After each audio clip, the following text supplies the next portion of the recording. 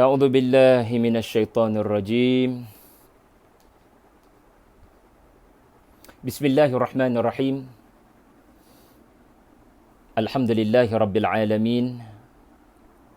والصلاة والسلام على رسول الله وعلى حبيبنا المصطفى وعلى آله وصحبه وبارك وسلم. سبحانك لا علم لنا إلا ما علمتنا إنك أنت العليم الحكيم ولا حول ولا قوة إلا بالله العلي العظيم. Apa khabar rakan-rakan semua, tuan-puan yang menonton Tadabbur Center pada pagi ini, pagi Jumaat yang diberkati. Terima kasih semua rakan-rakan yang komen menonton dengan clear dan menonton daripada mana. Ada daripada Jordan, ada daripada Gombak, daripada Bangi belum tentu. Pada pagi ini, saya akan berkongsi tentang 6 sebab yang menyebabkan kita tidak boleh meninggalkan surah Al-Insyirah sebagai surah yang sebenarnya memberikan kekuatan kepada mereka yang berdakwah kepada manusia, ya, kepada kawan-kawan, kepada keluarga dengan Al-Quran. Ya, berdakwah dengan Al-Quran tidak memerlukan anda menguasai tafsir Al-Quran. Berdakwah dengan Al-Quran juga adalah berdakwah dengan akhlak. Ya, kerana Al-Quran sangat menekankan kepada perihal akhlak. Kana khuluquhul Quran. Akhlak Nabi SAW adalah Al-Quran. Jadi walaupun satu dua ayat yang mampu difahami tetapi diamalkan dan ditonjolkan akhlak Al-Quran, maka itu sebenarnya sebahagian daripada balighu anni walau ayat, menyebarkan Al-Quran. Ya, semua kita mesti ada semangat untuk menyebarkan Al-Quran dalam kapasiti masing-masing. 6 sebab saya jatuh cinta dengan surah Al-Insyirah ataupun surah Alam Nashrah ataupun surah Asy-Syarah. 6 sebab ini saya telah susun dengan akronim syarah. SYAARI. Itu nama aku. SYARAH. Syarah. Jadi semua orang mudah-mudahan bila dengar ni nak jadi pensyarah belaka. Pensyarah dalam erti kata penyebar Al-Quran dengan semangat surah Asy-Syarah. SYARAH. Ya, boleh dengar hulu perak ya, boleh dengar masya-Allah. SYARAH. Baik, kita pergi satu persatu. Bukan mudah nak buat akronim ni, sebab akronim ni datang kemudian, tetapi proses yang terlebih dahulu saya perlu lalui adalah kita kena faham tafsir ayat berkenaan. Proses yang kedua adalah mengeluarkan pengajaran-pengajaran yang boleh diamalkan dalam kehidupan. Yang ketiga barulah akronim tu. Macam mana pengajaran-pengajaran itu nak mudah ingat dan mudah disebarkan, maka dibangunkan akronim berdasarkan nama surah. S, yang pertama adalah S. Susun dakwah kita, susun lidah apabila kita berdakwah. Susun sebaiknya perkataan ataupun lidah ataupun lisan bila berdakwah. Apa kaitan dengan surah Asy-Syarah? Kerana bismillahirrahmanirrahim. Alam nashrah laka sadrak. Bukankah kami telah melapangkan dadamu, wahai sallallahu alaihi wasallam? Maka apa yang dimaksudkan dengan lapang dada? Seseorang yang mempunyai dada yang lapang sangat memberikan kesan pada tutur bicara dan lidah penyampaian dakwah. Maksud dada ini lapang bukan fizikal dada itu lapang, tetapi apa yang berlaku di dalam dada, apa yang berlaku di bawah dada, yakni hati. Apa yang bermain dalam hati para pendakwah memberikan kesan kepada tutur bicara dakwah. Dalam perkataan lain, sebelum bahasa lidah, adanya bahasa hati. seseorang akan sulit untuk berdakwah dari sudut susunan perkataan yang baik-baik, cara penyampaian balaghah yang efektif, kalau dalam hati sudah ada pelbagai prasangka, sangka buruk, ya, kepada mad'u. Saya sebut begini kerana tafsir ayat pertama surah Asy-Syarah juga terdapat di dalam kisah Nabi Musa berdoa, Rabbi syrah li sadri wa yassir li amri wahlul 'uqdatam min lisani yafqahu qawli. Nabi Musa alaihi salam rupa-rupanya pernah melafazkan kepada Allah agar lapangkan dada saya. Lapangkanlah dada saya. Daripada apa? Lapangkan dada saya, lebarkan jiwa saya, luaskan fikiran saya. Daripada apa? Daripada prasangka-prasangka yang boleh menyebabkan saya sulit nak bercakap dengan tenang. Kerana hati ini boleh terkandung di dalamnya emosi-emosi negatif. Dan seseorang beremosi takkan boleh bercakap dengan baik. Seseorang beremosi, percakapannya barangkali percakapan yang benar, tetapi apa yang berlaku adalah perkataan yang benar tetapi tidak berhikmah, tidak bijaksana. Dan betapa banyak perkataan yang baik, apa yang berlaku adalah lam faddu min haulik. Orang melarikan diri daripada dakwah yang nak disampaikan. Jadi susun perkataan dengan baik sangat banyak dicorak oleh apa yang sepatutnya tertanam dalam hati. Kembali pada kisah Nabi Musa alaihi salam. Tuan-tuan, Nabi Musa alaihi salam ada sebab melafazkan Rabbi syrah li sadri. Dan sebab yang sama ada pada individu yang diturunkan alam nasyrah laka sadrak. Ini persamaan yang menarik antara Musa sallallahu alaihi wasallam, Musa alaihi salam dengan Nabi sallallahu alaihi wasallam. Antara persamaan itu adalah dua. Diutuskan kepada kaum yang sangat mengenali Rasul ini. Yang kedua, potensi besar mereka akan respon dengan sangat negatif. Nabi Musa dan Nabi Muhammad sallallahu alaihi wasallam kilahuma, kedua-duanya Allah Ta'ala uji dengan dua ujian. Mereka berdua diutuskan kepada yang pertama tadi apa dia? Kaum yang memang sangat mengenali Rasul ini. Siapa tak kenal Musa alaihi salam? 30 tahun membesar dalam istana Firaun. Dan sekarang diutuskan tidak pada orang lain, kepada Firaun yang membesarkannya sendiri. Bukan mudah nak kecek dengan orang yang ada jasa yang kita makan budi dengan diorang. Bukan mudah nak tegur mak ayah. Bukan mudah nak tegur adik-beradik. Sebab apa? Hubungan kekeluargaan. Ada sentimen, ada emosional tertentu yang menyebabkan aku tak boleh buka mulut. Aku tak berani nak tegur diorang. Sebab kalau diorang bersuara, ya papa ni makan garam lebih daripada kamu. Kamu tu siapa? Pampers kamu pun dulu papa lah yang duk beli semua tu. Kita jadi lemah dan tak lagi mampu membuka mulut menegur. Barangkali berhenti terus.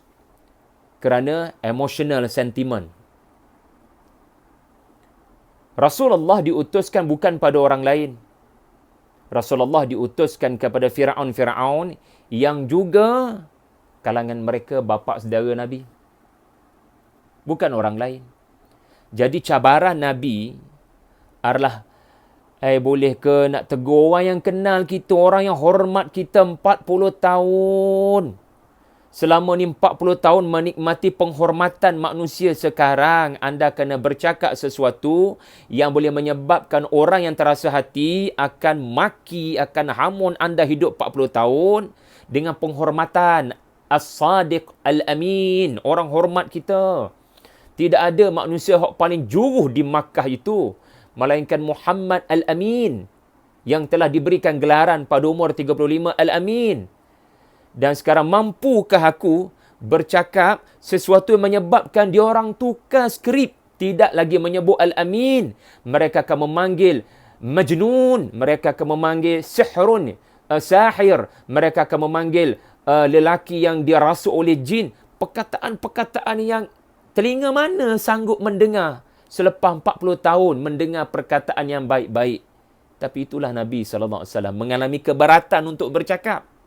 Lalu alam nashrah laka sadrak. Lalu Rabbi syarah li sadri. Berikan saya kekuatan untuk ada prinsip kebenaran mesti disampaikan, walau apa pun terjadi. Dan prinsip yang saya maksudkan adalah mereka boleh berubah, insya-Allah. Keyakinan yang ayah kita boleh berubah, yang bapa saudara kita boleh berubah, adik-beradik kita berubah. Sebab kalau anda tak ada kekuatan sangka baik yang diorang boleh berubah, idhab ila fir'aun innahu tagha faqul lahu qawlan layyinan la'allahu yatadhakkaru aw yakhsha. Kena ada keyakinan yang mereka boleh berubah.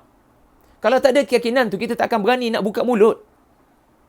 Lalu bila kita tak buka mulut, tak tercapai objektif kita untuk berdakwah.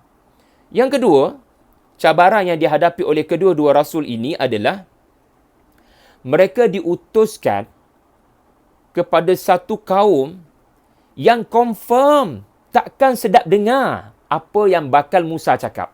Sebab apa? Musa akan menyuruh kepada Tuhan yang sebenar. Tu, bapa angkatnya mengatakan dia Tuhan. Musa diutuskan untuk membebaskan Bani Israel. Tu, Fir'aun telah menjadikan Bani Israel sebagai pekerjanya. Jadi confirm apa yang bakal disampaikan oleh Musa sama dengan Rasulullah sallallahu alaihi wasallam, iaitulah mesej yang membanteras kezaliman, yang memerangi perhambaan, yang mengkritik kasta sosial yang diada-adakan oleh orang-orang Quraisy. Pasti confirm depa tak sedap dengar. Maka balasannya adalah maki yang Nabi akan terima. Jadi ini juga boleh menyebabkan kita tak berani buka mulut. Sebab apa? Apa agaknya orang akan respon? Jadi kalau kita fikir begitu, sampai bila kita tak akan buka mulut? Dan kita boleh jadi bila orang cakap biadab dengan kita, susun perkataan dah berterabur. Kita akan berlaku apa yang berlaku pada Musa alaihi salam. Bila dia tengok sesuatu yang kurang menyenangkan berlaku, ini bukan soal sekadar polis Mesir sepak terajang Bani Israel. Ini adalah pembunuh ratusan ribu bayi-bayi lelaki depan mata anda. Dan sekarang bercakap justify bagi cop halal pada penyembelihan anak lelaki. Dia justify, dan pada masa yang sama dia bercakap biadab dengan Tuhan. Musa mana yang tak pernah marah? Kalau hanya kejadian Mesir tumbuk Bani Israel telah menyebabkan tangan Musa tak duduk diam alaihi salam, telah menyebabkan tangannya bertindak menumbuk, ini kan Firaun yang membunuh, bukan setakat ragging ni, membunuh bayi-bayi lelaki Bani Israel, which is Musa berasal daripada diorang. Siapa boleh bertenang? Musa AS ada karakter. Antara karakter baginda yang dirakamkan Quran adalah baginda memang akan cepat respon. Baginda akan tidak teragak-agak untuk memberikan tarbiyah fizikal ini kepada orang yang memusuhinya dan memusuhi mesejnya. Maka sebab itulah Musa memohon pada Allah, mengiktiraf kelemahannya. Ya Allah, aku ada kelemahan. Kau utuskan aku pergi pada Fir'aun. Aku nak mengiktiraf satu kelemahan aku adalah aku pernah bunuh orang. Walaupun tak sengaja. Tetapi bunuh itu berlaku kerana aku jenis tak sabar untuk memberikan kesimpulan kepada sesuatu yang terjadi. Aku cepat buat kesimpulan. Tengok suratul Kahfi. Musa AS buat kesimpulan dengan cepatnya. Walau dia sudah berjanji untuk tidak bertanya soalan. Jadi, karakter Musa ini adalah karakter yang emosional, yang boleh menyebabkan orang yang emosi, nanti dia punya perkataan dia akan terabur. Dia akan mula masuk bab-bab merepek dan mula kadang barang kalian boleh membalas perkataan musuh dengan perkataan kita yang sama dengan musuh. Musuh maki, kita pun maki. Maka sebab itu Musa berdoa, Rabbi syarah li sadri wa yassir li amri wahlul 'uqdatam min lisani yafqahu qawli. Konsistenkan ketenangan aku ketika Firaun barangkali bercakap biadab tentang Allah. Konsistenkan perkataan aku agar percakapanku dapat terus difahami dan bukan sebaliknya orang menganggap aku bercakap dengan emosi.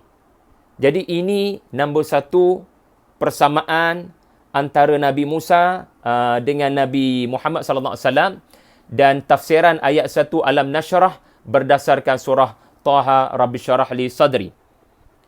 Susun perkataan dakwah sebaiknya hanya berlaku bila hati kita mempunyai dua prinsip tadi. Prinsip yang pertama apa dia? Aku yakin mereka boleh berubah. Dan yang kedua, saya lupa nak sebut tadi, tugas aku hanya menyampaikan. Kalau dia tak nak dengar, dia respon dengan perkataan yang tak baik, tugas aku hanya menyampaikan. Itu mindset kita kena pegang. Tugas aku hanya menyampaikan. Aku bukan mengubah dia. Aku bukan boleh mengubahnya. Hidayah bukan di tangan aku. Orang yang prinsipnya mahu mengubah orang barangkali akan mula menggunakan kaedah-kaedah yang tidak sepatutnya dengan harapan orang tu berubah. Kita nak letakkan harapan tetapi hidayah bukan di tangan kita. Okey, why? Why adalah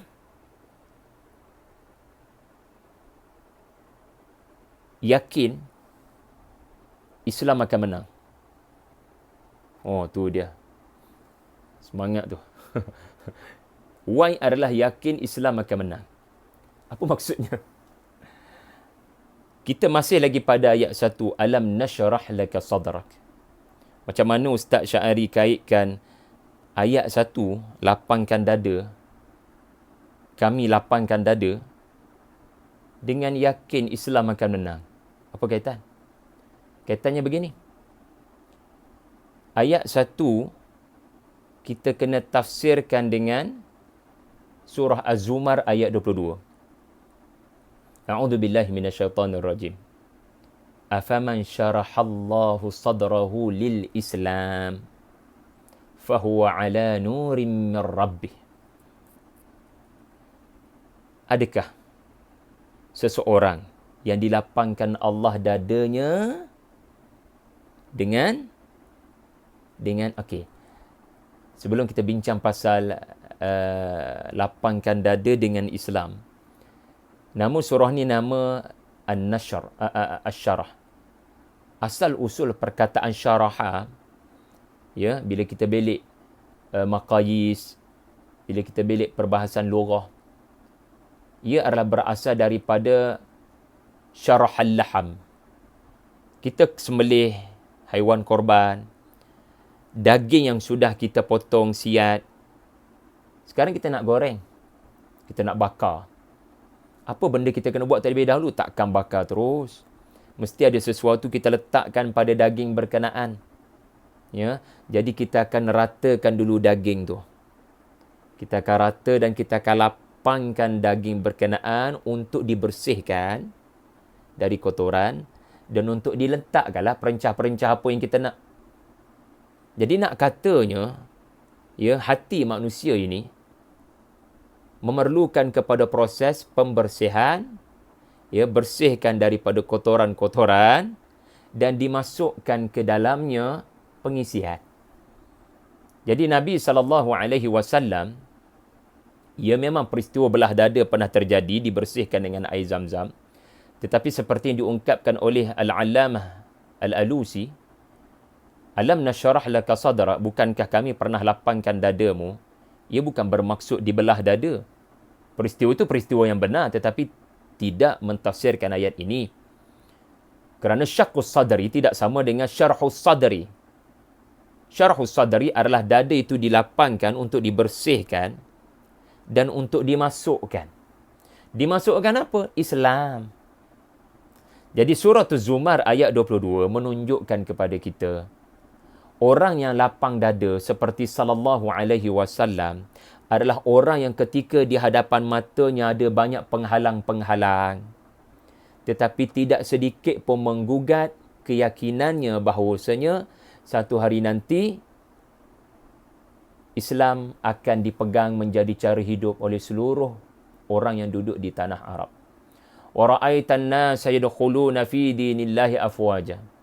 Nabi sangat yakin Al-Quran yang diturunkan ini adalah penyelamat dunia. Semua manusia memerlukan ayat-ayat Tuhan pencipta mereka. Nabi tidak pernah lemah semangat kerana Al-Quran ini sangat diperlukan oleh manusia. Ia berkonflik dengan pemimpin-pemimpin yang berkepentingan untuk mempertahankan kezaliman. Tetapi asasnya adalah manusia yang waras akalnya dan hatinya sangat memerlukan ayat-ayat Tuhan mereka sebagai petunjuk dalam kehidupan. Sebab itu walaupun ada banyak penghalang dan halangan kepada Nabi seperti air dicincang tidak akan putus. Walaupun seumpama ada banyak kereta menghalang perjalanan kereta Nabi, Nabi tetap nampak destinasi di hujungnya adalah destinasi yang membahagiakan. Wala sawfa yu'tika rabbuka fatarda, surah sebelumnya menghuraikan. Wala sawfa yu'tika rabbuka fatarda. Nabi nampak destinasi di hadapan sebab apa? Allah Ta'ala bagi nampak destinasi itu. Allah Ta'ala bagi nampak destinasi itu. Di mana kesudahannya di masa hadapan. Walal akhirah khairul laka minal ula. Masa depanmu nanti adalah masa depan yang lebih baik daripada keadaan sulit di Makkah sekarang. Dan masa depan itu nanti adalah fatarda. Kau akan puas hati sebelum kau meninggal dunia. Jadi, walaupun ada banyak penghalang dalam dakwah, Nabi SAW punya jiwa yang besar. Abdul Rahman Habban Nakah ketika mentafsirkan ayat yang pertama ini, beliau mengatakan hati yang dilapangkan, dada yang dilapangkan adalah hati yang tidak ada sebarang khauf dan hazan. Hati yang tidak ada khauf dan hazan. Apa maksudnya? Ini lapang dada. Sedangkan pencabar-pencabar memberikan tentangan sengit, tetapi anda kekal bertenang dan senyum. Ibarat apa yang disebut oleh Al-Imam Hasan Al-Banna rahimahullah. Orang membaling kamu dengan batu, kamu membaling mereka dengan buah. Apa kekuatan itu? Apa kekuatan Nabi untuk memaafkan kaumnya ketika di Makkah? Apa kekuatan Nabi untuk terus bercakap pada orang-orang yang sama saban hari? Menghadap orang sama, bukan orang lain pun Nabi tidak dibenarkan berhijrah. Dan bila Nabi berdepan dengan orang yang sama, responnya adalah sama, menyakitkan hati. Tetapi Nabi SAW diberikan kekuatan untuk menghadapi sebab apa? Power of mindset ini. Di mana Allah Ta'ala menjadikan Nabi nampak destinasi di mana Islam akan menang. Kalau begitu, apa tujuan cerita Nabi Yusuf yang berkesudahan dengan kemenangan? Kalau begitu, apa tujuan cerita Nabi-Nabi di dalam Al-Quran? Kalau bukan mengisyaratkan kepada insya-Allah mereka yang melawan akan kalah. Dan kau walau sedikit jumlah akan menang. Jadi Nabi SAW menerusi ayat yang pertama surah Asy-Syarah dan nama surah ini mengajar kita, Al-Quran bila dibaca mesti menghasilkan keyakinan bahawasanya akan datang satu hari nanti janji Allah berlaku. Janji Allah berlaku. Sebab itu Nabi kena terus buka mulut dan menyampaikan. Wa amma bi ni'mati rabbika fahaddits. Oleh itu wahai Rasulullah, dengan nikmat Al-Quran yang diturunkan ini, teruskan mara, move on.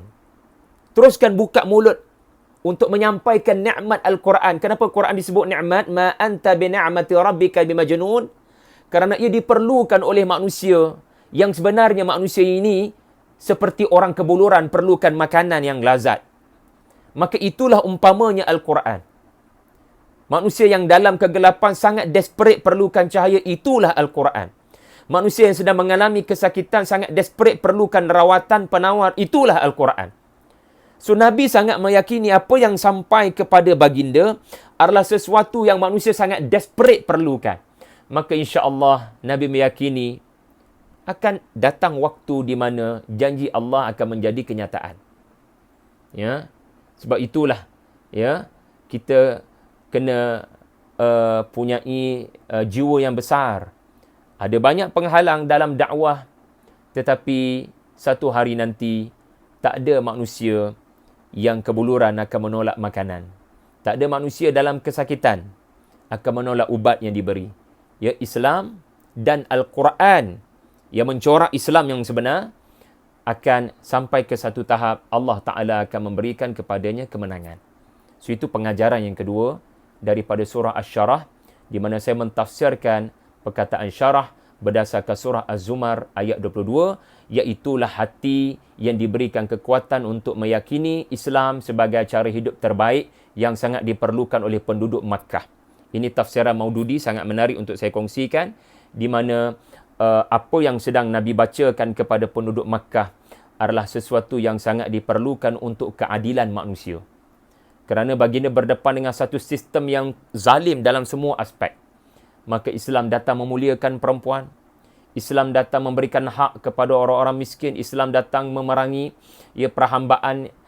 Islam datang untuk memberikan perkara yang manusia secara fitrahnya sangat perlukan. Yang ketiga,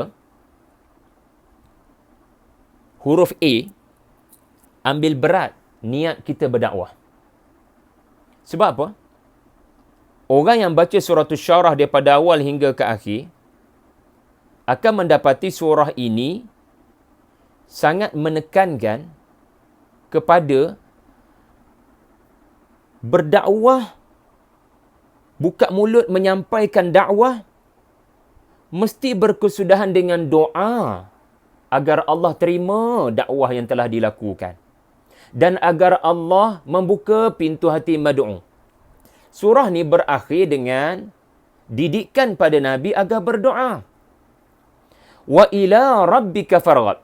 Hanya kepada Tuhanmu yang menjaga kamu, yang memelihara kamu, yang memelihara batang tubuh kamu, yang memelihara mesej yang kamu sampaikan, maka terima kasih pada pemelihara kamu. Terima kasih itu boleh berlaku dengan puji-pujian dalam doa. So, doa ini ada banyak bentuk. Ya, antara bentuknya adalah berterima kasih pada Allah kerana memberikan kepada saya kesempatan, kesihatan untuk berdakwah. Ia adalah tugas yang sangat mulia.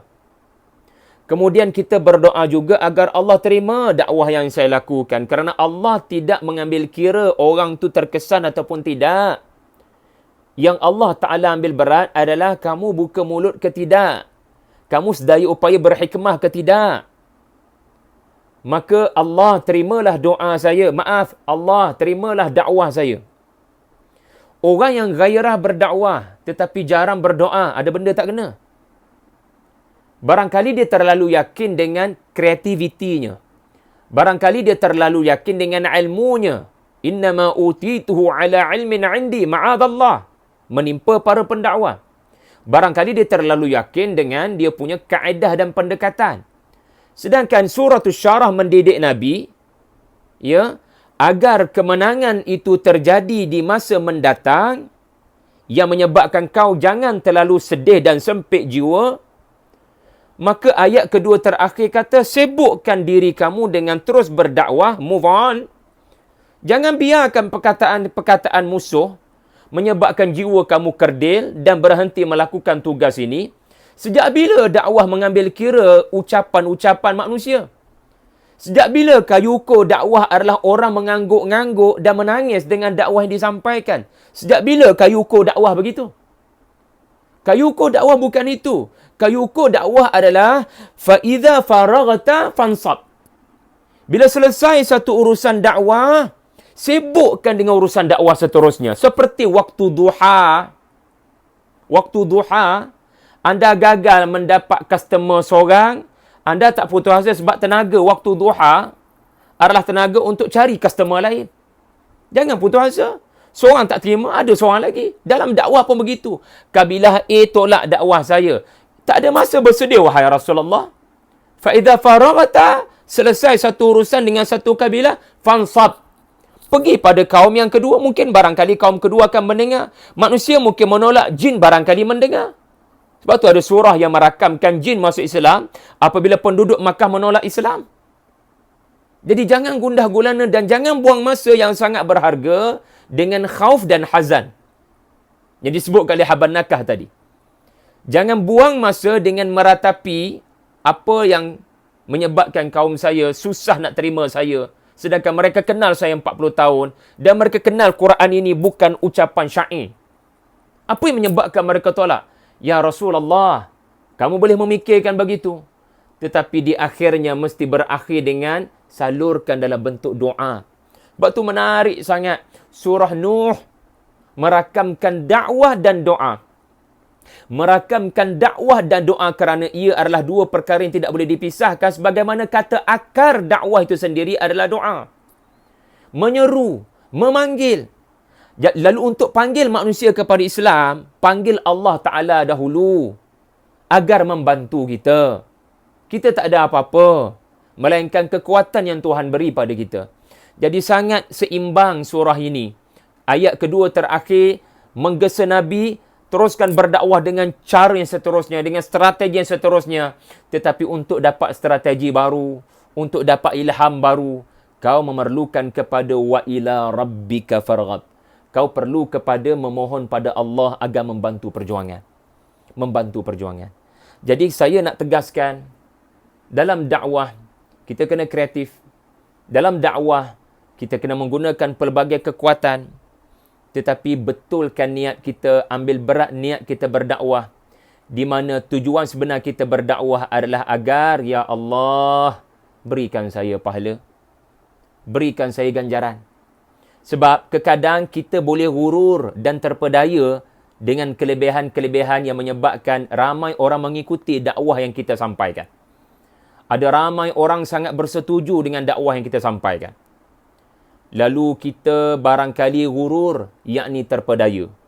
Kita terlupa sebenarnya itu datang daripada Allah yang menyebabkan kita kena berterima kasih pada Allah dan meminta agar Allah meneruskan, maintainkan, teruskan, memberikan kepada kita. Di mana kehambaan kita di sebalik dakwah yang kita lakukan?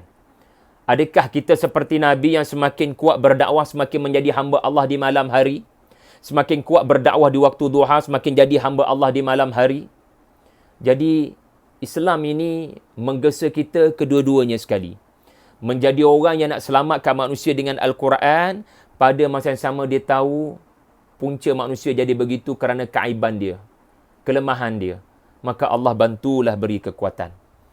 Jadi, dalam berdakwah, ya, jangan gurur. Kerana ramai orang follow, lalu kita merasakan kita yang terbaik, kaedah itu, kaedah kita, idea itu, idea kita, tak ada kaitan dengan Tuhan, dan boleh berlaku satu situasi di mana, ya, kerana gurur dan terpedaya, kerana pengikut-pengikut dakwah kita ramai, ya, kita mula mencemuh orang lain, dan merasakan pendekatan orang lain tidak sesuai. Pendekatan kita lah yang terbaik. Ya, na'udzubillah daripada gurur. Ya, dan hendaklah kita sedaya upaya mengingati sungguh-sungguh ramainya pengikut dakwah kita, ya, bukan menunjukkan kita membawa kebenaran. Belum tentu. Kerana betapa banyak majoriti manusia berhimpun dalam kesesatan. Ya, maka betulkan niat kita berdakwah bukan untuk meramaikan pengikut kita, bukan untuk menambah jumlah pemuja-pemuja kita, tetapi adalah untuk wa ila rabbika farghab, untuk berdoa agar Allah berikanlah pahala. Sebab saya buat kerana ikhlas tadi, bukan sebarang kepentingan nak menyuruh orang kepada saya. Saya tidak berdakwah, saya berdakwah ad'u ila Allah ala basiratin. Saya menyuruh manusia kepada Allah, bukan kepada saya. Betulkan niat itu. Dan surah Asy-Syarah, subhanallah, ya, Allah Ta'ala sebut kami, Allah Ta'ala sebut kami, Allah Ta'ala sebut kami. Surah Ad-Duha tak ada pun kami itu. Kali ni Allah Ta'ala sebut kami. Sebab apa?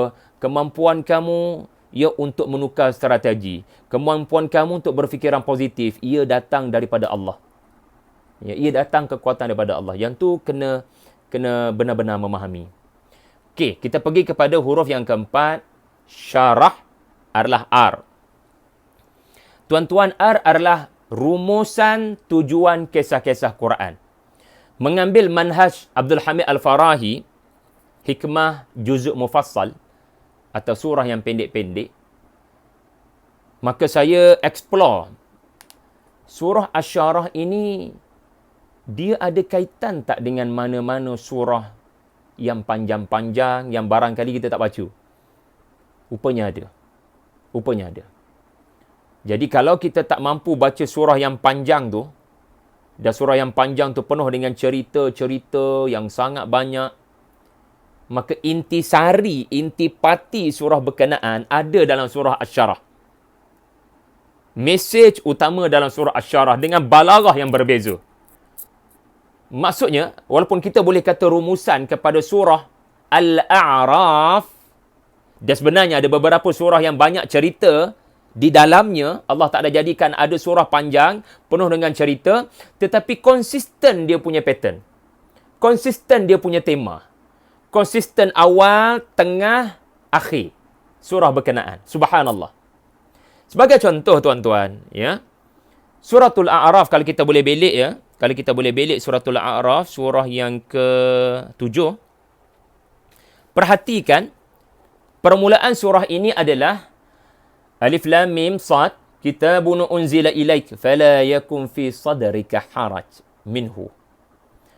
Rasulullah diperingatkan agar jangan engkau kerana dakwah yang dilakukan dan maki hamun orang kepada dakwah yang dilakukan, kau jadi sesak dada. Perkataan manusia mula mempengaruhi fikiran kamu. Jadi kamu seorang yang ragu boleh menang ke tidak perjuangan kalau beginilah sikap mereka. Dan di manakah Tuhan dalam dakwah yang saya lakukan ini? Sebab Nabi pernah merasakan dia ditinggalkan berdasarkan surah Ad-Duha. Sebab pastinya Allah Ta'ala kalau bersama, dia memudahkan perjalanan. Dia memudahkan urusan. Tetapi kenapa jumlah orang beriman kekal kerdil jumlahnya? Mengapa begitu? Di manakah Allah dalam perjuangan saya? Seorang manusia memang boleh terlintas begitu sebab Nabi bukan malaikat. Jadi jangan biarkan perkataan-perkataan manusia menyebabkan kamu rasa susahnya perjuangan ini, boleh menang ke perjuangan ini. Ya, kamu mula ada perasaan-perasaan seperti, ya, aku bukan orang yang terbaik untuk buat kerja ni, barangkali ada orang lain lebih baik. Jadi perkataan sadrika dalam suratul A'raf adalah juga ayat yang pertama dalam surah Asy-Syarah. Alam nasyrah laka sadrak. Dan di tengah-tengah surah ini ditampilkan banyak cerita-cerita yang bertujuan apa? Ada cerita mengenai, kita sedia maklum cerita kemenangan Nabi Nuh, kemenangan Nabi Hud, kemenangan Nabi Saleh, kemenangan Nabi Shu'aib, kemenangan Nabi Lut, kemenangan Nabi Musa alaihi salam. Panjang lebar cerita kemenangan Musa, siri-siri kemenangan Musa dalam suratul A'raf. Jadi apa tujuannya? Tujuannya adalah kepada Rasulullah sallallahu alaihi wasallam untuk meyakini setiap kesulitan yang menimpa nabi-nabi sebenarnya sedang disusun bersama dengannya kemenangan. Sebab tu Allah Ta'ala memaparkan sulitnya perjuangan para nabi dalam suratul A'raf, tetapi kesudahannya apa? Wala sawfa yu'tika rabbuka fatarda. Kesudahan nabi-nabi adalah kesudahan Nabi Muhammad sallallahu alaihi wasallam. Allah akan kalahkan musuhnya dan Allah akan menangkan dakwahnya. Subhanallah. Dan suratul A'raf kalau kita baca tuan-tuan, berakhir dengan didikan daripada Allah, agar nabi ia memantapkan doa dan pergantungan kepada Allah di sebalik kesulitan-kesulitan yang ada. Ia adalah bertujuan untuk menambah kekerapan berdoa agar Allah bantu. Makin kuat tekanan, makin diharapkan kau kuat berdoa. Makin kuat dakwah yang dilakukan bersama dengannya tekanan, kesulitan. Fa inna ma'al usri yusra. Antara kebaikan semasa kamu menghadapi kesulitan, semasa tak payah tunggu di hujung. Semasa susah itu menimpa kamu, sebenarnya diatur dengannya kebaikan. Apa kebaikan semasa kesulitan terjadi? Antara kebaikannya adalah menambah manisnya pergantungan pada Allah. Manisnya wa alaihi tawakkalna. Manisnya tawakal pada Allah. Tak payah tunggu manisnya pergantungan doa pada Allah lepas susah ni. Sekarang pun boleh dilakukan. Siangnya berdakwah, malam tu dah boleh merasakan kemanisan. Betapa lemahnya diri ini, betapa perlu ikhlasnya berdakwah, dan betapa hanya kekuatan datang daripada Allah. Jadi, kalau anda perhatikan suratul A'raf, ya ada ayat sajadah lagi. Meminta kepada kita agar sujud mengiktiraf kelemahan kita. Wadhkur rabbaka fi nafsika tadarruan wa khifatan wa dunal jahri minal qawli bil ghuduwi wal asal wa la takum minal ghafilin. Jangan jadi orang yang lalai daripada meminta kekuatan daripada Allah. Bukankah ayat-ayat begini mentafsirkan wa ila rabbika farghab? Dan surah Taha pun sama tuan-tuan, dan beberapa surah yang lain yang mempunyai banyak kisah-kisah Quran. Kesimpulannya, apa tujuan kisah-kisah Quran? Apa tujuan cerita-cerita Quran? Ya, cerita nabi-nabi, cerita kaum yang menentang nabi-nabi. Apa tujuannya? Tujuannya adalah alam nashrah laka sadrak wa wada'na 'anka wizrak alladhi anqadha dhahrak wa rafa'na laka dhikrak. Tujuannya adalah untuk kau yakin bahawasanya perjuangan yang kau lalui sekarang bukan kau orang yang pertama.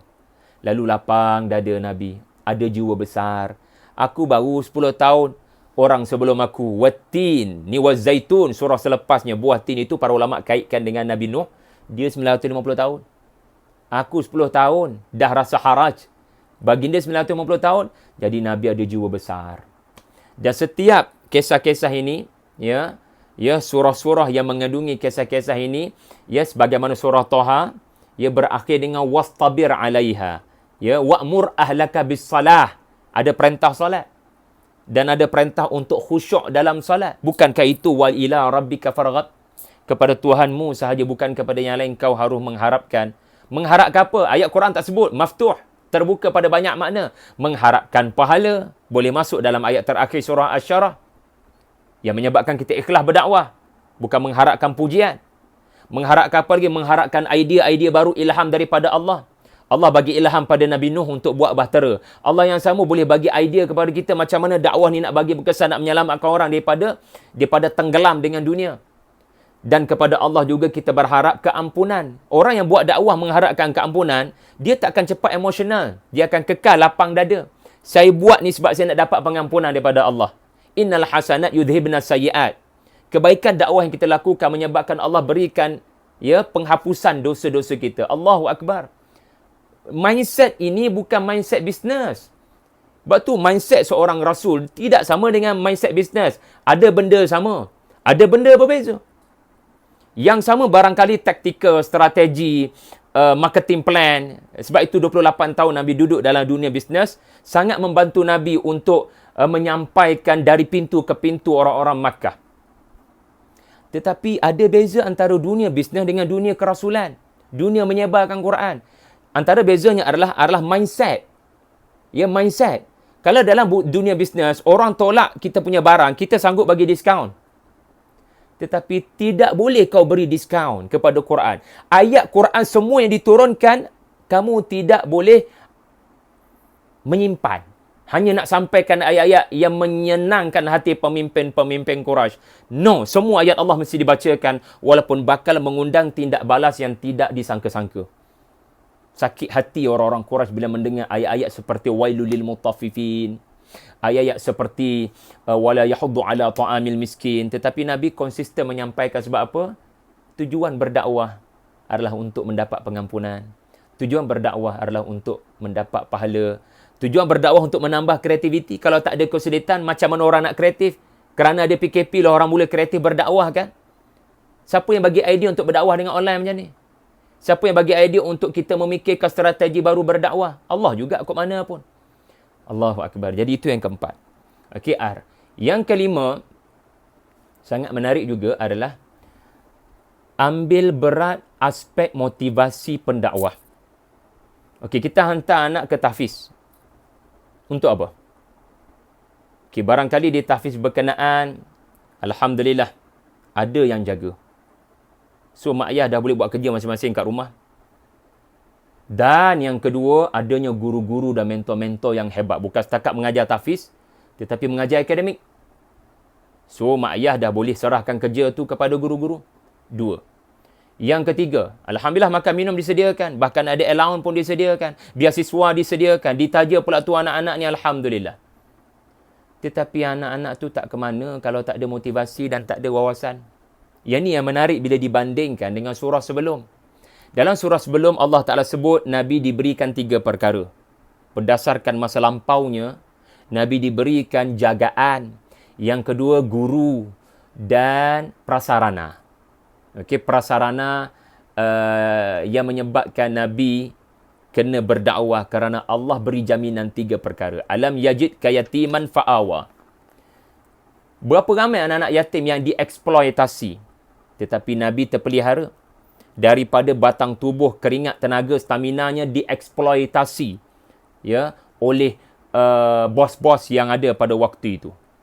Betapa banyak anak-anak yatim yang dizalimi, yang disekeh kepala, yang dipergunakan kerana pandangan orang-orang Arab jahiliah kepada anak yatim adalah pandangan sebelah mata. Tetapi alam yajid kayatiman fa'awa. Allah berikan jaminan pemeliharaan batang tubuh Nabi, insya-Allah akan dipelihara daripada tindak tanduk yang bukan-bukan. Yang kedua, wa wajadaka dhalan fahada. Nabi pernah mengalami kekeliruan.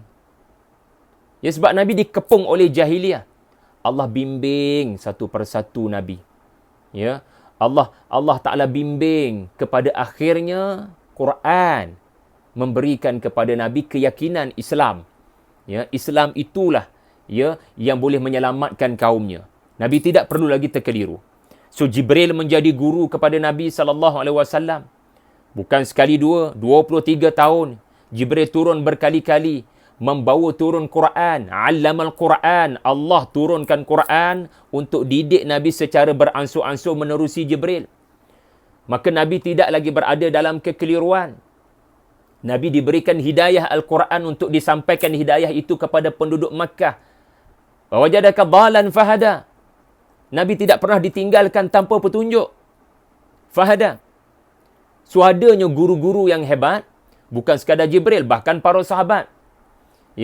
Dalam hal-hal tertentu yang Nabi barangkali keliru ataupun ijtihad Nabi tidak kuat, maka Allah mendatangkan insan seperti Umar Al-Khattab yang tidak sedikit ayat-ayat Quran turun menyokong pendapat Umar Al-Khattab. Boleh baca boleh bacalah karya-karya tentang hal ini. Seumpama Umar ini adalah Harun kepada Nabi Musa alaihi salam. Backup. Apa pendapat terbaik yang lebih futuristik dalam hal ni? Apa pendapat yang terbaik dalam hal kemaslahatan? Bani Israel sembah berhala. Apa yang terbaik sebenarnya? Kan terus marah dan memerangi mereka atau tunggu Musa balik? So long term vision ini subhanallah menyebabkan Nabi ada para sahabat seperti Umar Al-Khattab. Ini juga adalah guru-guru walaupun mereka pada pandangan kita adalah para sahabat Nabi. Yang ketiga adalah wajadaka ailan fa'aghna. Nabi pernah berada di dalam keadaan miskin, tetapi Allah menikahkan. Allah menjadikan datangnya insan seperti Khadijah menjadi teman hidup perjuangan Nabi. Seluruh harta diwakafkan demi perjuangan. Jadi Nabi tidak ada masalah. Tak cukup fasiliti, tak cukup machinery, tak cukup kewangan, tak cukup prasarana. Tetapi kenapa datang surah Asy-Syarah lepas tu? Kenapa datang surah Asy-Syarah yang sangat melengkapkan?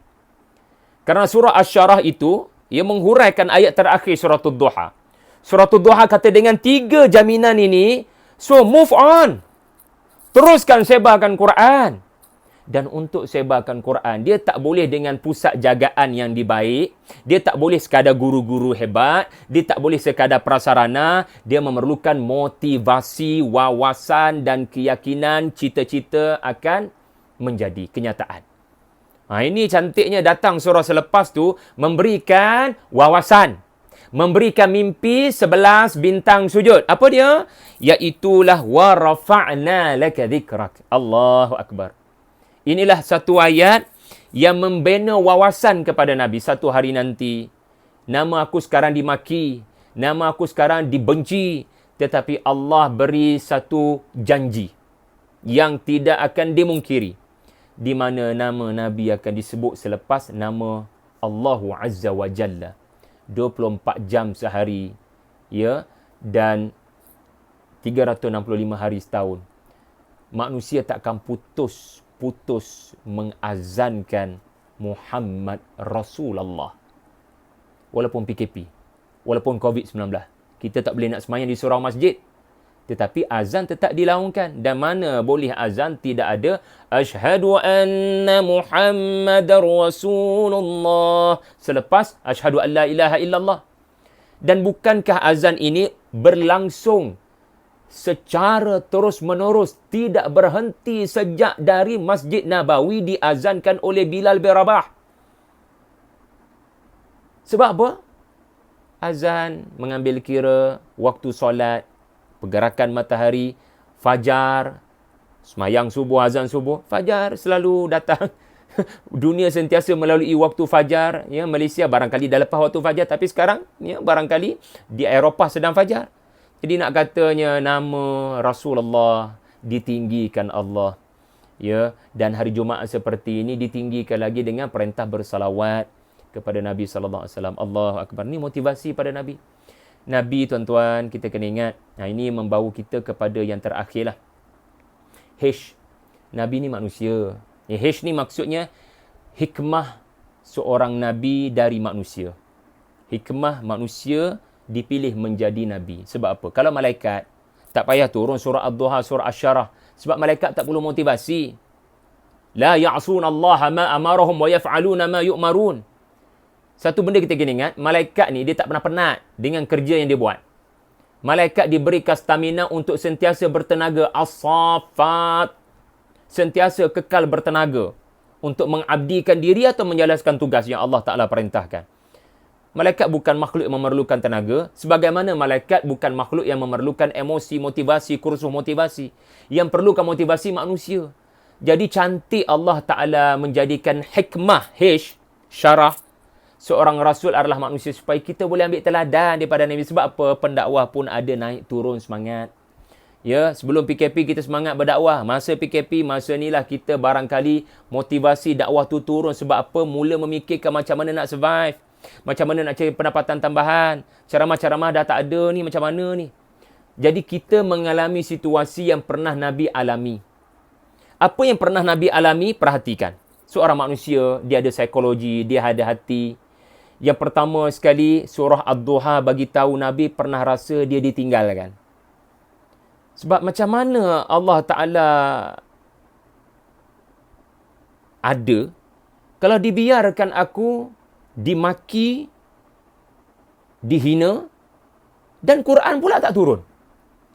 Surah Ad-Duha, saya dah maklum apa sebab nuzulnya. Biasanya bila aku ada masalah tekanan, stres, depres, Quran akan berikan kekuatan. Quran akan berikan tasliyah. Quran akan berikan motivasi. Tapi Quran tak turun 14 hari. Quran tak turun 2 minggu. Ada sesuatukah kesalahan telah aku lakukan? Menyebabkan Allah murka kepada aku barangkali? Ada tak tragedi-tragedi abasa telah berlaku? Ada tak salah pilih teknik atau salah pasang niat? So Nabi sangat rasa bersalah dengan apa yang terjadi. Jadi surah sebelum menunjukkan Nabi pernah merasakan dia ditinggalkan. Bukankah perasaan itu pernah juga hadir dalam diri kita? Seolah-olah kita merasakan Tuhan tidak bersama dengan kita. Dan perasaan yang kedua adalah perasaan boleh menang ke agama ni. Boleh menang ke agama ni. So, dua perasaan ini boleh menimpa makhluk yang bernama manusia, yang bernama pendakwah. Tipulah kalau tak ada perasaan ni. Yang pertama sekali, adakah Allah bersetuju dengan cara aku? Kalau bersetuju, apa tanda-tandanya? Atau sebenarnya aku dibiarkan Allah lalai? Aku ditinggalkan? Maka turunlah surah Ma wadda'aka rabbuka wa ma qala. Dan yang kedua, perasaan apa?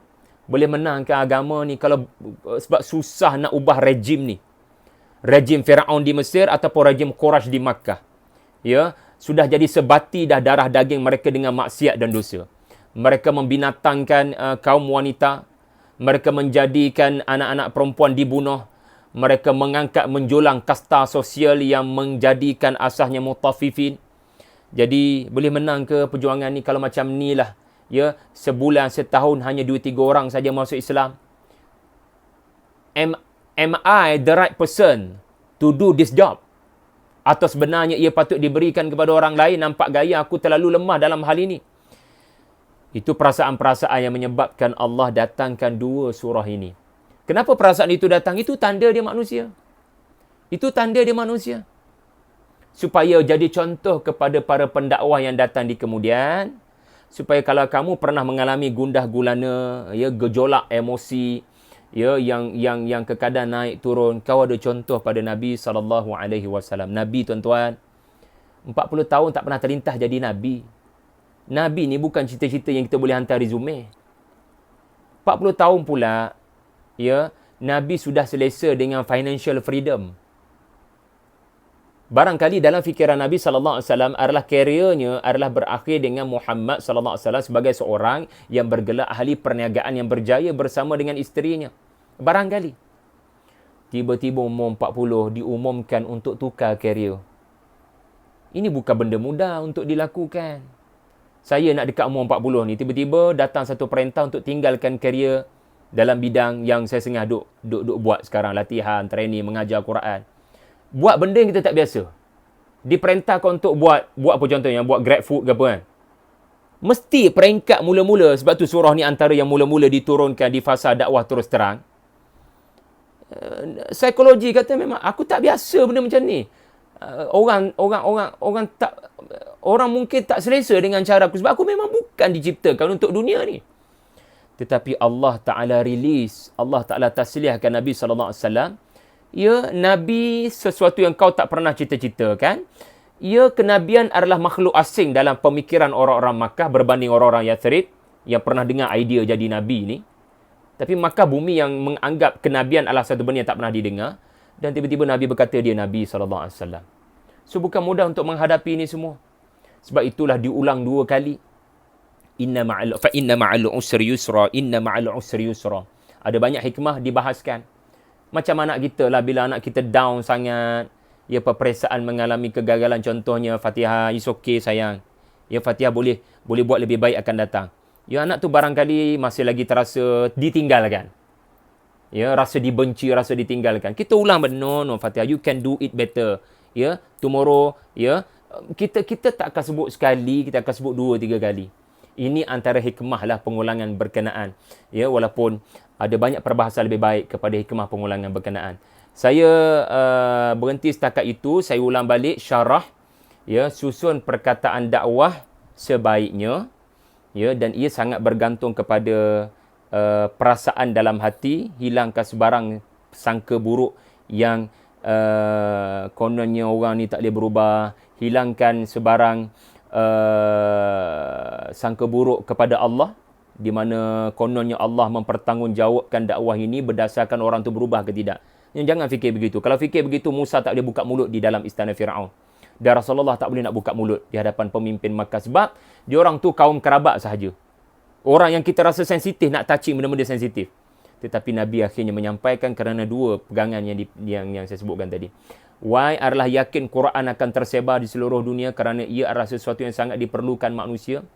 Kita yakin Islam akan sampai. Wala sawfa yu'tika rabbuka fatarda. Ambil berat motif berdakwah. Ya, jangan berdakwah untuk meramaikan pengikut. Ya, biar ramai itu urusan Allah. Tujuan saya hanyalah menyampaikan. Lasta alaihim bimusaitir. Innaka la tahdi man ahbabta. Walakinnallaha yahdi man yasha. Ya, betulkan niat kita sebab surah ini berakhir dengan lepas berdakwah, tolong berdoa supaya Allah terima amalan dakwah. Orang yang berdakwah untuk menyeru pada dirinya, Allah tak terima dakwah riak begitu. Ya, ini peringatan untuk diri saya sebenarnya. Yang keempat, surah Ad-Duha rumuskan. Surah Asy-Syarah merumuskan kisah-kisah Quran sebagai tasliyah. Rumuskan suratul Araf dalam bentuk yang sangat menarik. Ya, suratul Araf starting dengan tenangkan hati kamu. Jangan biarkan perkataan musuh menggugat kamu punya pegangan. Dan kat tengah-tengah tu adalah cerita-cerita kesulitan yang berakhir dengan kesenangan dan berakhir dengan perintah berdoa. So, sangat teli dengan surah Asy-Syarah yang kita boleh sebutkan sebagai lub, ya, intisari utama kisah-kisah Quran dan surah-surah mengenai kisah. Kemudian ambil berat aspek motivasi. Ya, tak ada makna kalau ada jagaan yang baik, ada mentor yang baik, ada prasarana yang baik, tetapi anak-anak ditahfiz, anak-anak di sekolah tak ada motivasi, tak nampak warafa'na laka dzikrak di hadapan itu. Dan akhir sekali, kedua-dua surah Ad-Duha dan Asy-Syarah ini adalah bukti hikmah Allah pilih manusia sebagai rasul supaya kita yang ada naik turun semangat ini boleh